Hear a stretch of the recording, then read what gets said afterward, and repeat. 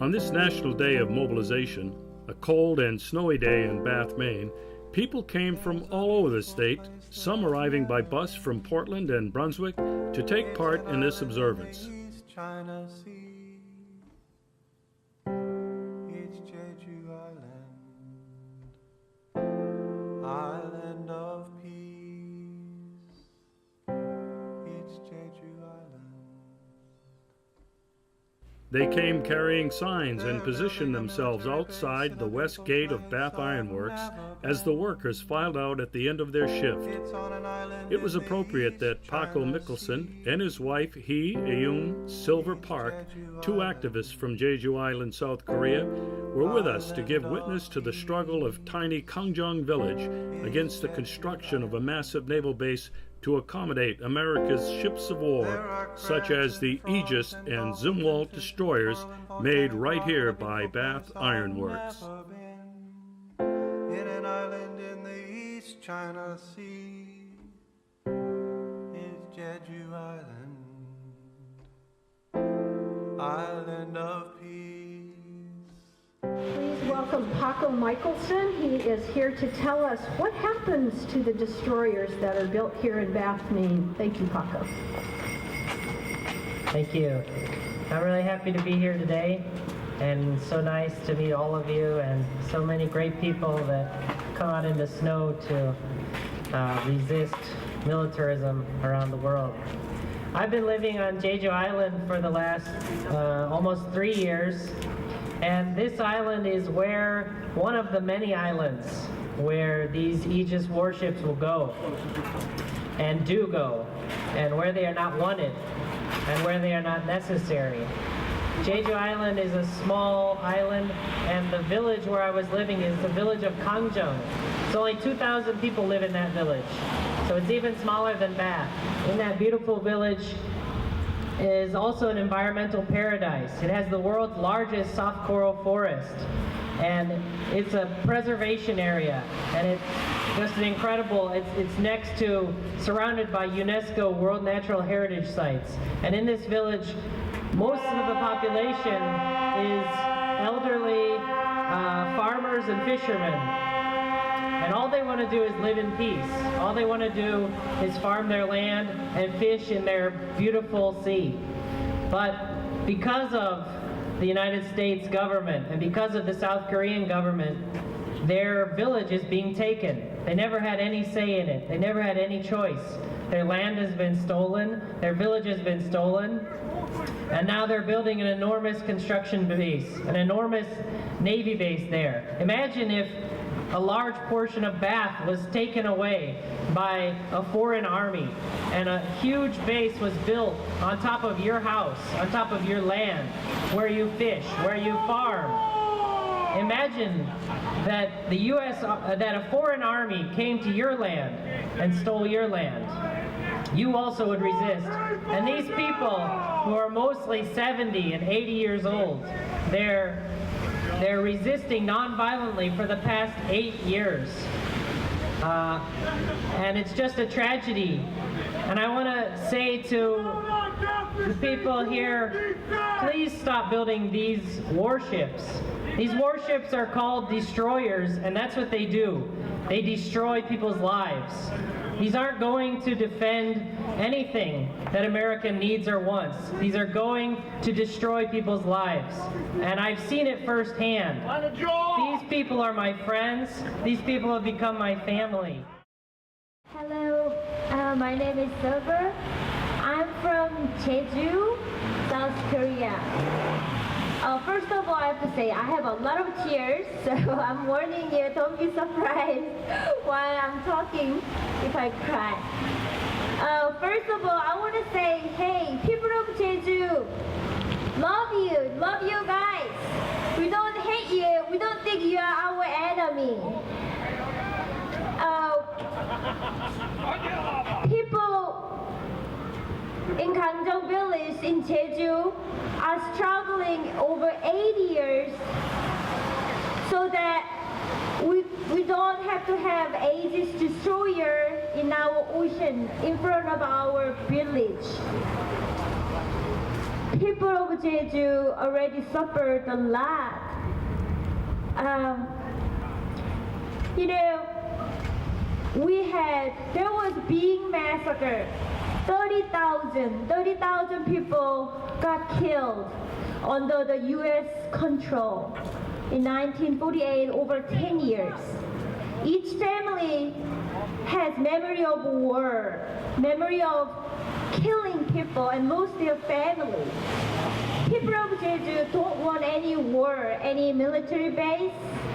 Anything can destroy their life and people. People who work here at BIW should learn the name Jeju. Jeju is not your enemy. People of Jeju loved you.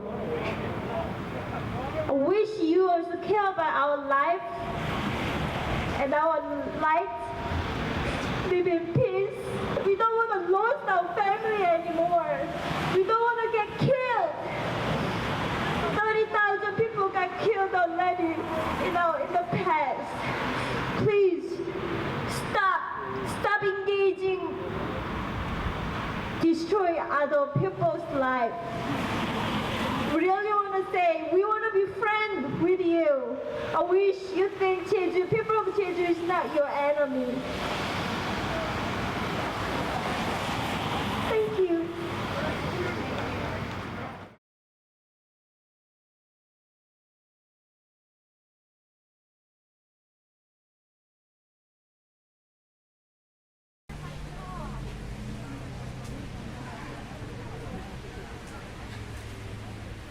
Selling food to workers in the bomb factory is what I do. Hey, mom's got to make a living one way or the other. It's a family business. My kids don't have to make bombs. They don't have to enlist in the military. I can feed them right here. Besides, where else are they going to get a job these days? Have you seen the unemployment lines? If it wasn't for the factory, nobody would be working. Brother, have you got a job? Sister, are you working? We just want to earn a wage, no bullshit and no shirking. Every job we seem to find doesn't pay a living. Asking folks if they want fries is the only job they're giving. If we got a job right here, we'd help to build destroyers, making lots of profits for Gen Dynamics and its lawyers. We don't want to build for war, we want job sustaining, life and health and liberty for everyone remaining. Why can't we build windmill towers, cranes and tracks they run on? Why do all our taxes go to weapons of mass destruction? I hate this canteen, like a disease. My hair smells like grease all the time. I'm better than this. Be thankful for what you've got, son. How would you like a brand new pickup truck, kid? Just sign right here. I'll make sure you get a good job in the Army with benefits and money after college. Get away from my son. He does not want to hear what you have to say. Yes, I do. Just sign right here.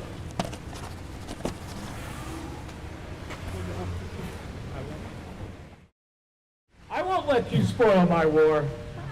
Destroys the weak, does it?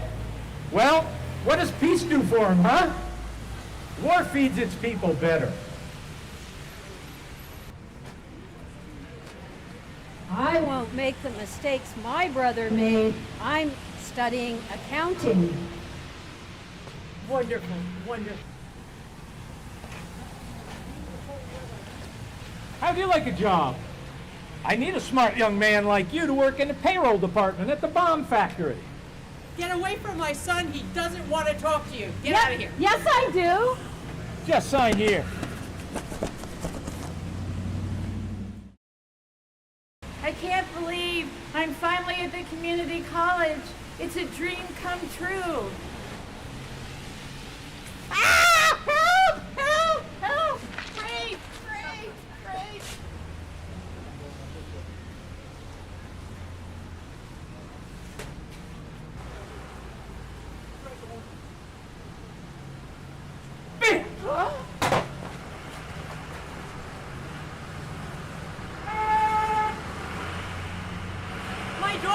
what they've done to you, my daughter.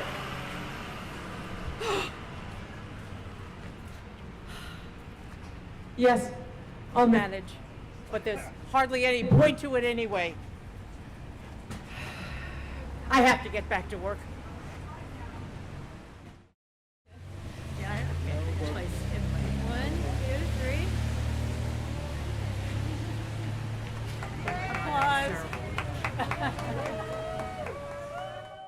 Next, we're going to hear from Bruce Gagnon. Bruce is a resident of Bath. He's here at Bath Ironworks lots of times. So I have some questions that I've been given, and I'm going to respond to these questions. What do you believe needs to happen in this country in order to stop the U.S. from emptying its treasury by spending almost $1 trillion a year on the military? Well, first off, we need a new consciousness in this country. A consciousness that's not about that we are number one, or that we are the exceptional nation, or the exceptional people. It's a lie. It's mythology. We have to start right there. We also have to begin as activists to make connections between militarism and things that are not being funded and taken care of, like education. Just days ago at Berkeley in California, UC Berkeley, students were protesting at the Board of Regents meeting, and they called in the police SWAT team to stand between the students of the university and the regents, because the students were complaining about tuition increases. Students need to also be talking about the military budget. And when we as activists are talking about climate change, we need to be talking about the Pentagon that has the largest carbon footprint on the planet. And how will we ever have money to deal with the necessary changes we need to make in our society, building solar and wind and rail systems, unless we cut the military budget? I saw the other day that Meals on Wheels programs in Maine are being cut, and that elderly people will be going without food. And so the people that are working in those programs should begin to talk about the military-industrial complex that is wasting almost $1 trillion a year. The second question is, why are you protesting against these new destroyers made at Bath Ironworks? Today, in the Black Sea, just near Russia, these Aegis destroyers are being positioned. Today, they're being positioned all along the coast surrounding China. The United States intends to send these ships into the Barents and Bering Sea on the northern reaches of Russia, completing a military encirclement of Russia.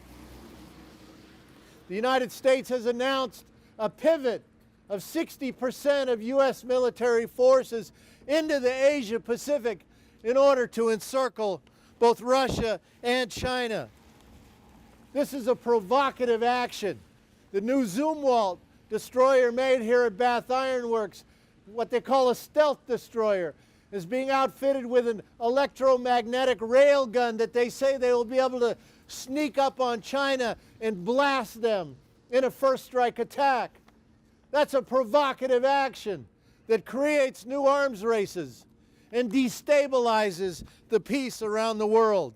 So what is all of this about? Why are we trying to surround Russia and China? In the case of Russia, Russia has the world's largest supply of natural gas and significant supplies of oil. And we should know by now that the #1 job of the U.S. Pentagon is to serve as the primary resource extraction service for corporate globalization. We've taken out Gaddafi in Libya. Libya has the largest supply of oil on the African continent. We've balkanized, broken Iraq into 3 different countries, Sunni, Shia, and Kurd, so that the Western oil corporations can better control the oil in Iraq. The United States now is trying to destabilize Venezuela, that has some of the largest supplies of oil on the planet. And then, because of climate change, the Arctic ice is melting. And the oil corporations are saying, now we'll be able to drill, baby, drill in the Arctic. But what country has the largest land border with the Arctic Ocean? It's Russia. And so that's the reason why the United States has announced that they want to do regime change in Moscow. They want to balkanize even Russia, break it into smaller countries so that the United States and British oil corporations will have a chance to have access and control to that Arctic and Russian oil and natural gas. It's provocative, it's dangerous, it's deadly, it's destabilizing, it's highly expensive. How can we afford war with everybody? The only way we can afford it, according to Space News, an aerospace industry publication, the only way we can afford it, they say, is to defund the entitlement programs, which officially are Social Security, Medicare, Medicaid, and what's left of the welfare program. It's no coincidence that recently, with the new Senate controlled by the Republicans, the 15 incoming Republican senators have signed a pledge saying they're going to defund food stamps, entirely shut down the food stamp program, and move the money into the military-industrial complex. The American people have become the enemy now. And the social programs and social services and education all must be defunded in order to provide the resources for this aggressive, metastasizing, cancerous militarization of the planet on behalf, not of the American people, but on behalf of corporate globalization of the world economy. One thing I've learned over the years is that people on Jeju Island love their children. They love to laugh. They love their food. The people of Russia and China and Ukraine and England and Germany and Maine and California and New York and Florida, they love their children. They love to laugh. They love to share food with their family. We're all one human family. But this cancerous military-industrial complex turns us against one another in order to control all of us. Being out here today might seem like a small matter. It might seem like an ineffective protest to you. But I want to tell you a story to finish. I was a young Republican for Nixon in '68. I grew up in a military family, living behind the barbed wire fences on Air Force bases. In 1971, I tried to join the Air Force during the Vietnam War, and I flunked my induction physical. I had to get a waiver to get into the military when most people of good sense were trying to get waivers to stay out of the Vietnam War. And outside my base in California, there was an airlift base for the war in Vietnam. GIs would come from all over the country to fly to Vietnam. And on the weekends, there would be small protests, 10 or 12 people out there every weekend outside the gate. And I know what they were thinking. They're holding their sign and they're saying to themselves, do you think it does any good? Do you think anybody's paying any attention? And little did they know that in the barracks, we were talking about those people. In the chow hall, we were talking about those people. On the job, we were talking about those protesters. And they created a dynamic and energy where sparks flew. And my mind was liberated. My heart was unleashed. And I became a peace activist inside the gates of the military-industrial complex. So we never know what sparks we create when we come here to places like Bath Ironworks. We never know what hearts are changed by coming here. Kierkegaard called it a leap of faith. And I agree. And I thank you all for continually taking this leap at Bath Ironworks and other places where we go to bring this message that we love this planet. We love the people of this planet. We are all one family. We are all related. And we're going to stand together, hand in hand. Let's do that. Let's stand together, hand in hand, and let nobody break us, ever. Never. Ain't gonna let nobody turn me around, turn me around, turn me around. Ain't gonna let nobody turn me around. They're gonna keep on a-walking, keep on a-talking, walking to the freedom land. Ain't gonna let no warships turn me around, turn me around, turn me around. Ain't gonna let no warships turn me around. We're gonna keep on a-walking, keep on a-talking, walking to the freedom land. Ain't gonna let no climate change turn me around, turn me around, turn me around. Ain't gonna let no climate change turn me around. We're gonna keep on a-walking, keep on a-talking, marching to the freedom land. Thank you, folks. Thank you, Bruce. All right, I'm Maureen Austinson from the Smiling Trees Disarmament Farm. My husband, George, and my son, Morgan, is here with our dog. We're just thrilled to see so many people here today on a wet, cold, snowy day in March. We are reminded, of course, it's the first day of spring, and it's hard to wake up on the first day of spring and have it be snowing. But I kind of think of that as like it's sort of a gift to us, because it's a sign of the times about where we are in our protest of the military-industrial complex. Because we know it's the first day of spring, it really doesn't look like it. It's dark, it's gray, it's yucky, it's wet, and we know in our hearts, in our souls, that change is coming. We know underneath the ground lie the seeds and the bulbs and all that which grows and feeds us as the sun gets warmer.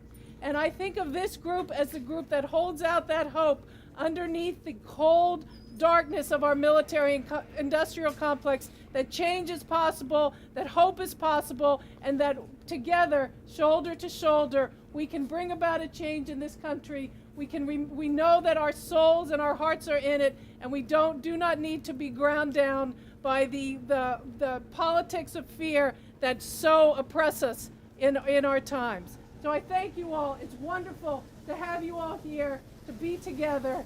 This is all part of Code Pink has a National Day of Mobilization, and we have an ongoing vigil for disarmament at Bath Ironworks for Lent. So we have 2 more days after this. So we welcome this participation. Next 2 Saturdays. Next 2 Saturdays, 11:30 to 12:30. So I want to call into our circle those who have inspired us as we've been struggling on, remembering especially the Plowshares activists who came here and really risked their lives and spent time in jail. 2 of them are gone from us, Phil Berrigan and Tom Lewis. But we remember them and their co-conspirators and all that they brought here, how many of us connected with each other through those actions and began this protest movement here at Bath Ironworks. So we want to call them into our circle. I think of them and I think of us as, I'm kind of stuck on this metaphor of spring. You know, like when you go and there's concrete and then you see grass growing up through the concrete? That's how I feel. That's the presence that I feel we're bringing here, that we're the grass growing up through the concrete, or my husband once wrote a poem about protesters being the thorns that protect the rose, and that's the kind of energy I'm feeling today. Little louder. Also in this circle, we always call in those around the world affected by U.S. and hurt by U.S. militarism, and those around the world who are struggling because and in pain because of their resistance to U.S. militarism. So who today would we like to call into this circle? People of Jeju Island.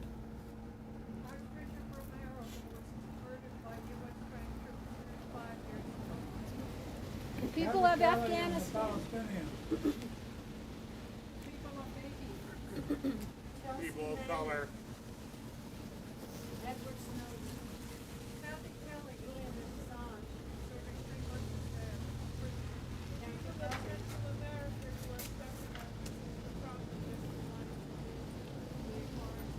All the young people who are getting into it, doing their preparation work for what's coming next. The indigenous people of Western Canada fighting the tar sands and the oil extraction. The people who work at Bath Ironworks who may change their consciences from what we're doing. The plants and animal life, our brothers and sisters.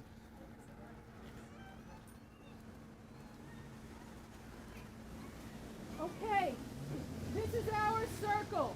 This circle lives in our hearts. We have this circle with us wherever we go, and whenever we need it, this circle will bring us strength. Thank you very much for coming today. All right, Maureen, great, beautiful. We can do it. Yes, we can.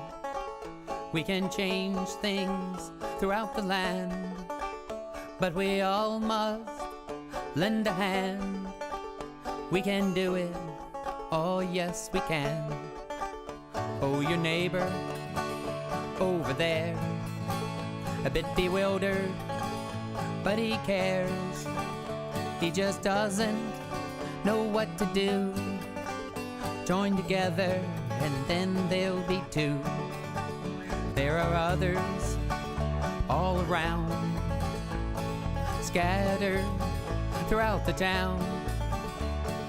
Reach out and you will see your numbers swell to 3. We can do it.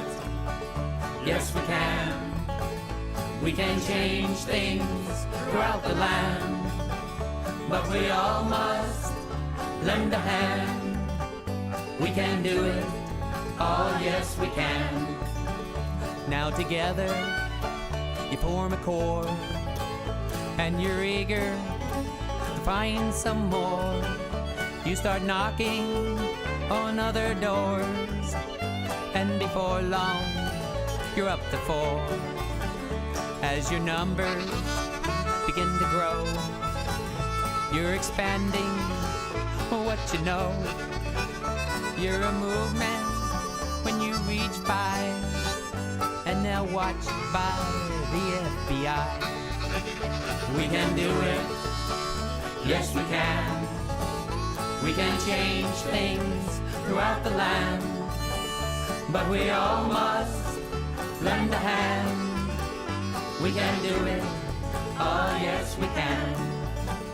You may ask, what can one do when the problems seem so huge? Start to learn and work, my friends. Keep your eyes on the prize to the end, 'cause the problems can all be solved with dedication and a little resolve.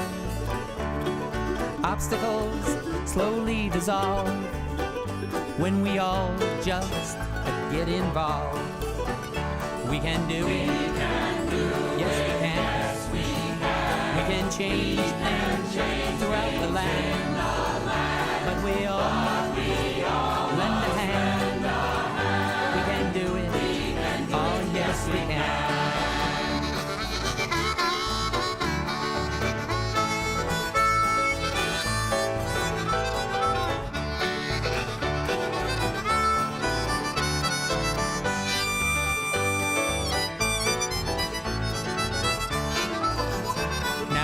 along, you're up to 10, and the process begins again.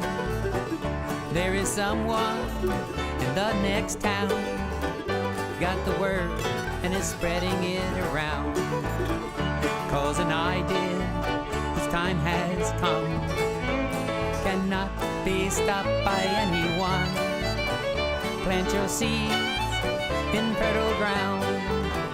There ain't nothing gonna keep it down. Oh, we can do it. Yes, we can. We can change things throughout the land. But we all must lend a hand. We can do it. Oh, yes, we can. We can do it. Yes, we can. We can change things throughout the land. But we all must lend a hand. We can do it. Oh, yes, we can. We can do it. Yes, we can. We can change things throughout the land.